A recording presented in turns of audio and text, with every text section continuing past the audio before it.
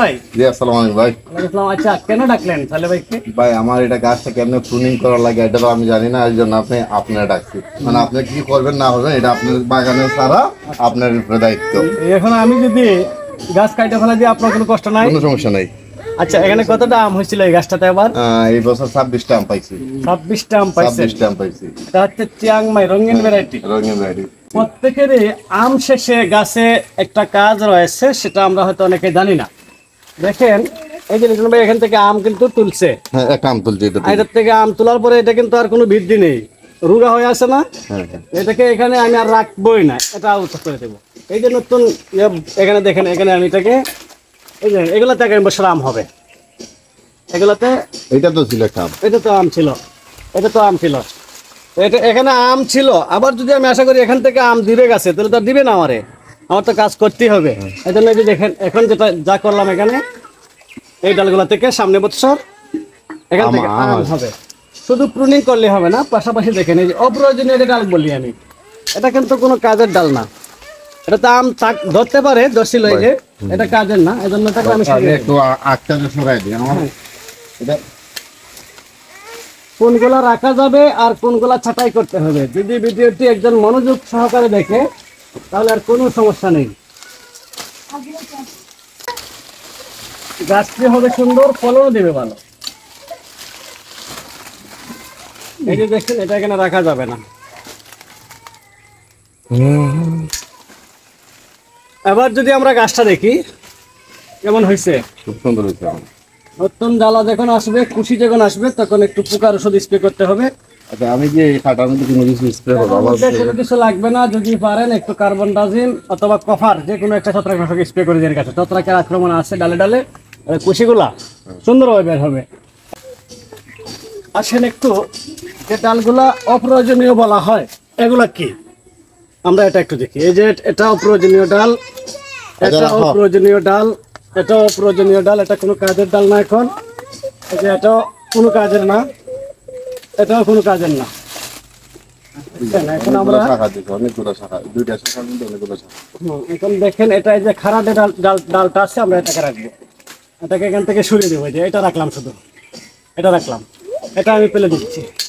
আমি এটা রাখবো শুধু এখানে। এটা এইটা এখান থেকে ব্রাঞ্চ আসবে।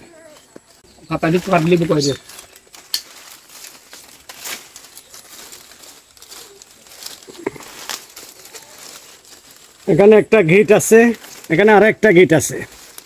এটাকে এখানে এই যে এখানে সরিয়ে দিব। এই যে একটা গিট আছে দেখেন, এখানে একটা গিট আছে, এখানে আরেকটা গিট আছে। তো এই গিটের সাথে যেহেতু ব্রাঞ্চ আছে, এখানে কাটবো না। এই গিটের সাথে কোনো ব্রাঞ্চ নেই, আমি এখানে যদি কেটে দিই তাহলে এখান থেকে এখন ব্রাঞ্চ বের হবে, সুষ্ঠু সবল বের হবে। এটার এই জায়গায় গিট আছে, এখানেও গিট আছে, তবে এই গিট থেকে গত বছর ব্রাঞ্চ বের হয়েছে, এখন কাটলে একটু কম বের হতে পারে। এজন্য আমি এই জায়গায় এটাকে নির্বাচন করতে হবে।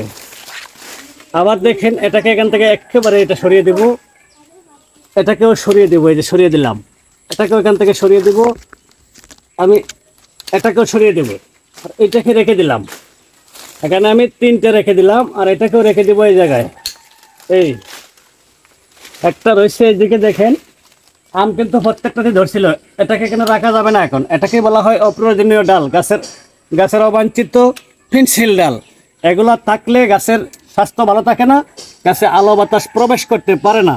এজন্য এগুলাকে সরিয়ে দেওয়াটা প্রত্যেক বাগানের দরকার, আর বোঝা দরকার এটা কীভাবে সরাতে হবে। এই যে দেখেন, এখান থেকে এদিকে আসছিল, এখানে আম হয়েছে অনেকগুলা, এখানেও আম হয়েছে অনেকগুলা। এখন আমি যদি মনে করি আগামী বছর এখান থেকে আমি আম পাবো, হবে না, এটা বোকামি হবে। এখান থেকে আর আম হবে না। আম পেতে হলেই এটাকে প্রুনিং করতে হবে। এই যে এদিকে দেখেন, এই যে একটা ঘিট আছে, এখানে ঘিটের সাথে অনেকগুলা কুশি বের হবে। আমি এটাকে ছাঁটাই করে দিয়েছি। অনেকে বলবেন সালে ভাই কি এক ছাঁটাইয়ের পরে কি করব?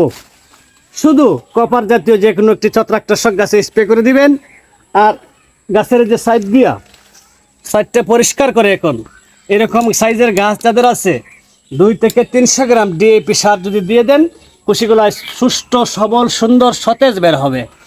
মোটামুটি গাছটি শেষ করে দিয়েছি। এদিকে রয়েছে একটি ডাল, এটাকে দিয়ে দিই।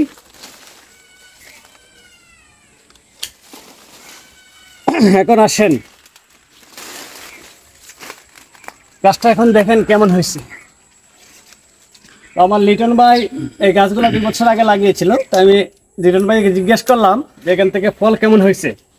এই গাছে অনেক ফল হয়েছিল এবার। আজকে উনি আমাকে বললো যে সালে ভাই এটার আমও খেয়ে যাবেন। লিটন ভাই, 2টি গাছ যে আপনার এত বড়, আমি ছাটাই মাটাই করে দিয়ে দিলাম, এখন কি গাছ তো সুন্দর আর রইল না? না, সুন্দর হবে, গাছ সুন্দর হবে। হবে? হ্যাঁ, গাছ সুন্দর হবে। তো আপনি কতটা আমি খুশি হয়েছেন? প্রথম বছর আপনার অনুভূতিটা বলেন। আমি বলি, প্রথম বছর 10টা আম পাইছি, আর এই বছর দ্বিতীয় বছর হচ্ছে প্রায় 50টা আম পাইছি এই 2 বছরের মাথায়। আমি যে বলেছি এখান থেকে পরিষ্কার করে 2 থেকে 300 গ্রাম ডিএপি সার, জৈব সার হ্যাঁ হ্যাঁ, ছিটিয়ে দিয়ে দিবেন। জৈব সারও দেবো সঙ্গে। হ্যাঁ, একটু দিয়ে দিন, জৈব সার দিলে আরো ভালো। মাটি চাপা দিয়ে দিবেন। আর এখান থেকে যখন ব্রাঞ্চ গুলা বের হবে, যেদিকে কুশি বের হবে, তখন কিন্তু পোকা কাটবে। একটা ওষুধ করে এটা রেখে দিবেন, না একটু রেখে দিলে চলবে, বা ক্লোরোসাইড। অবশ্যই অবশ্যই। ঠিক আছে? তো আর তো কিছু নেই। ভালো থাকেন, জি জি ভাই, সুস্থ থাকেন। আপনার ভালো থাকেন। জি, আল্লাহ হাফেজ। আপনার প্রতি আল্লাহ যেন সহায় হয়।